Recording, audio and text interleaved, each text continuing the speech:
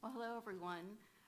It is very nice to be here today to share information on the Battle Creek Restoration Project. I'd like to start out by first pointing out the volcanic geology, which provides year-round cold spring flows into Battle Creek. The Battle Creek watershed is approximately 370 square miles. It drains the volcanic slopes of Mount Lassen in southeastern Shasta and northeastern Tehama counties. It flows into the Sacramento River between Redding and Red Bluff. It has a unique volcanic geology which provides the year-round cold spring flows into Battle Creek, even in drought conditions, which is especially important to the winter run and spring run Chinook salmon in the Central Valley Stillhead. The Battle Creek Salmon and Stillhead Restoration Project is located in both Shasta and Tehama counties near Manton, California. It is among the largest cold water restoration efforts in North America. It's restoring approximately 42 miles of habitat on Battle Creek and an additional 6 miles of habitat on its tributaries, while maintaining continued hydropower production at the Battle Creek Hydroelectric Project, which is owned and operated by PG&E and licensed by FERC. It is a partnership, and it goes back to 1999 when a memorandum of understanding was signed by PG&E, the Bureau of Reclamation, Fish and Wildlife Service, National Marine Fisheries Service, and the California Department of Fish and Wildlife. And it committed these partners to the project. But in addition to that, numerous stakeholders, including the Watershed Conservancy and the Watershed Working Group, and landowners and funders have made very important contributions to this project.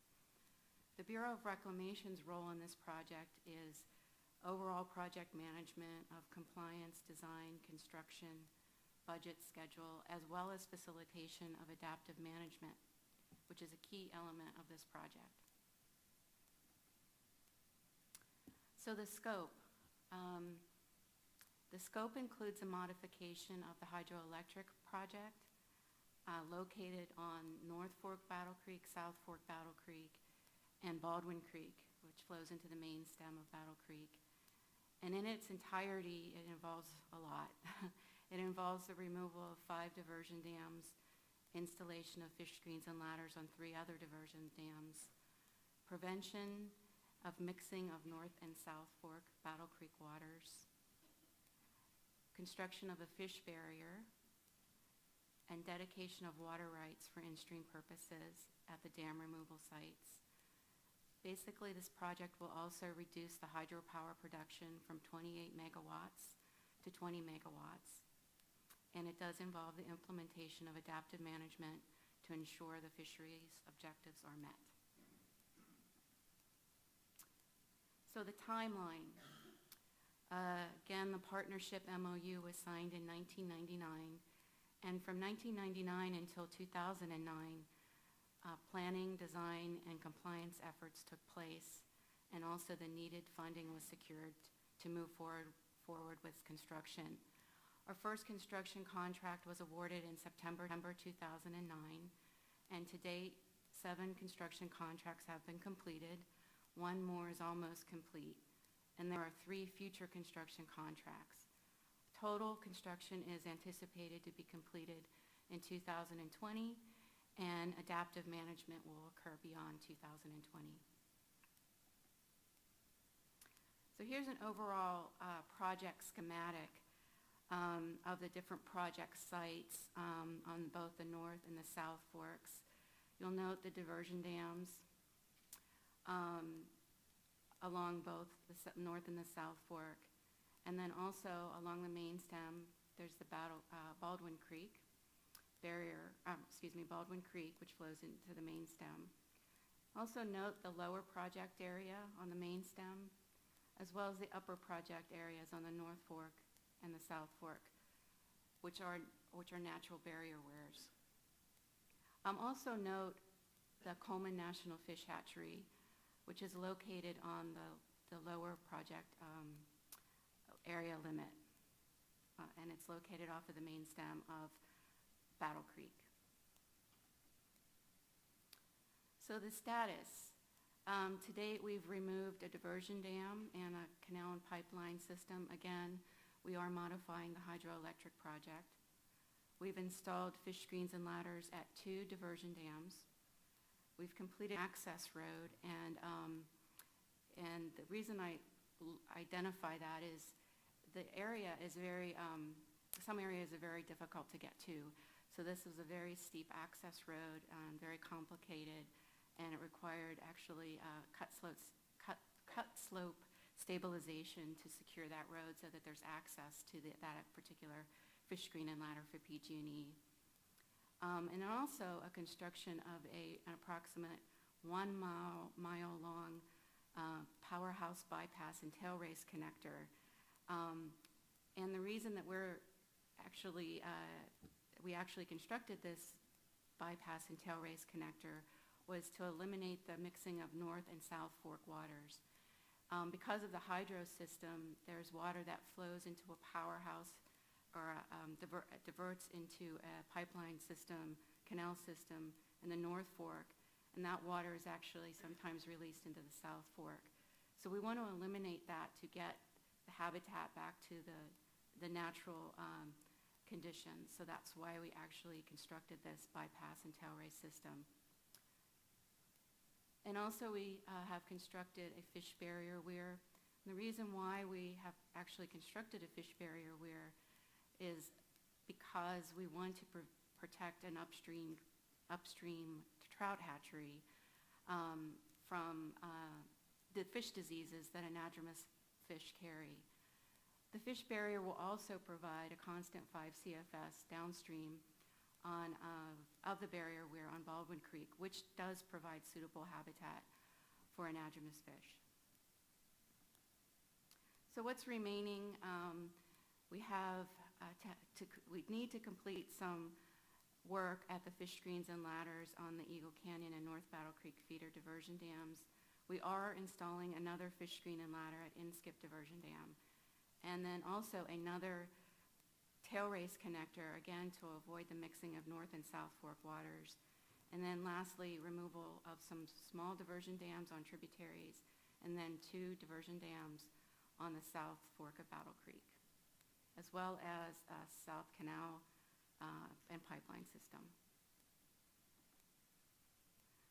So just want to touch on funding. There's been a lot of different contributors for the funding for this project. And this just sums up all of the different federal, state, and private funding. And to date, in total, including PG&E's contribution of foregone power, that total amount is $135 million. We do estimate that we'll need another $18.2 million to complete the project, and we are working on securing that funding, working with different partners and on securing that funding. So here comes the good part, just the photographs, because I really think this gives a feel for the area.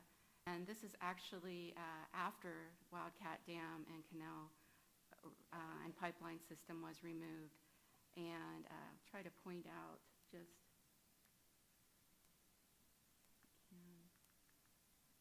okay, yeah. So this is actually where the abutment was for the dam. Here's where there was a pipeline actually on this structure. So you can see that the creek is pretty much looks like it's going back to more normal conditions.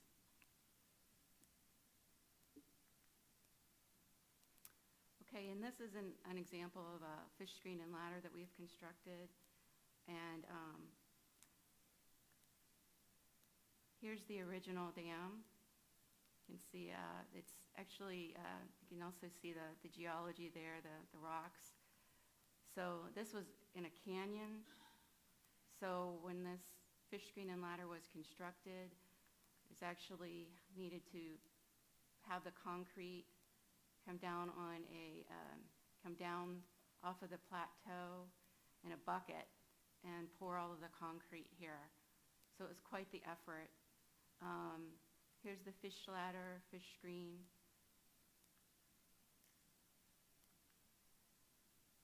Here is the other fish screen and ladder that was constructed. This is on North Battle Creek feeder. It's a different type of ladder. Again, here's the screen, fish ladder. The water flows into a flume structure. That flume structure actually goes back into a powerhouse, which is located back in this area.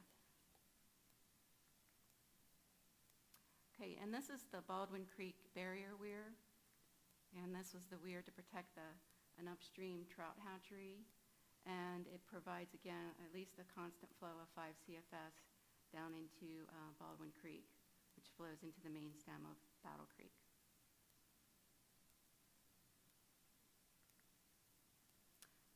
Okay, and the bypass and tail race connector, it gives you a feel for just how long this is. We're up on the plateau. This is South Fork Battle Creek. The pipeline system comes down off of the plateau onto a chute. This is the chute. And then it flows into Coleman Canal as opposed to flowing directly out into South Fork Battle Creek. Here's a powerhouse. We also are connecting a tail race connector from the powerhouse directly into Coleman Canal, which will then flow back into main stem of Battle Creek. And here's a close-up of the tail race connector area. You have the powerhouse again. Normally the water would go out into South Fork Battle Creek, but now it is diverted into a tail race connector. And this is just to show you the scale of it. This pipe throughout is about 84 inches in diameter, all concrete. So a huge effort, a huge construction effort. Okay, so this is what's remaining. This is on the South Fork. This is in-skip diversion dam. There will be a fish screen and ladder on this dam. Also, South Diversion Dam will be, that's on the South Fork of Battle Creek, will be removed, as well as the canal and pipeline system. You can see that the flume in the, right off here. Also, what's, I think, quite nice is that there's some tunnels involved in the canal system, and we're actually going to install bat gates to provide bat habitat, because there will no longer be water in the canal system as part of this project. This is just an example of one of the smaller dams. This is Soap Creek Feeder Dam, so it's smaller. They all look a little different. This is on the main stem. This is on the tributary. Oh, I'm sorry. This is on South Fork. This is on the tributary.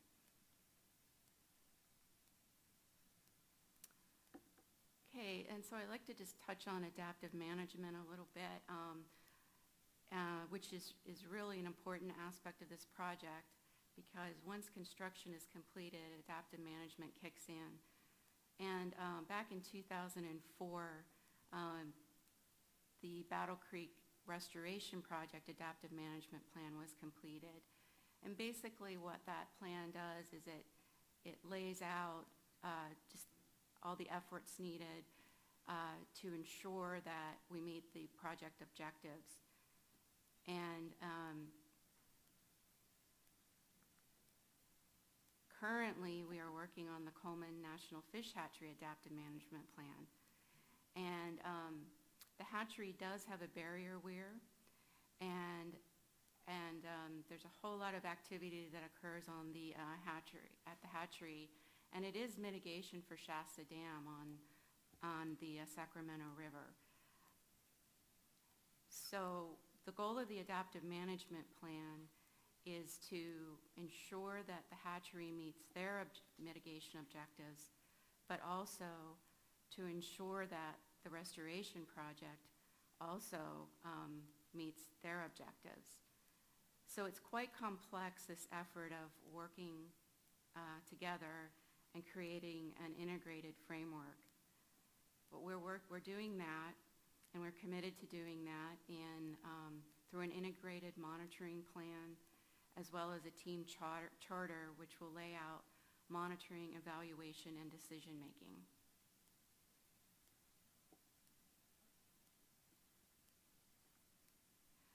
So just to summarize, there is a lot to the Battle Creek Restoration Project, from planning and compliance to design and construction to monitoring and adaptive management.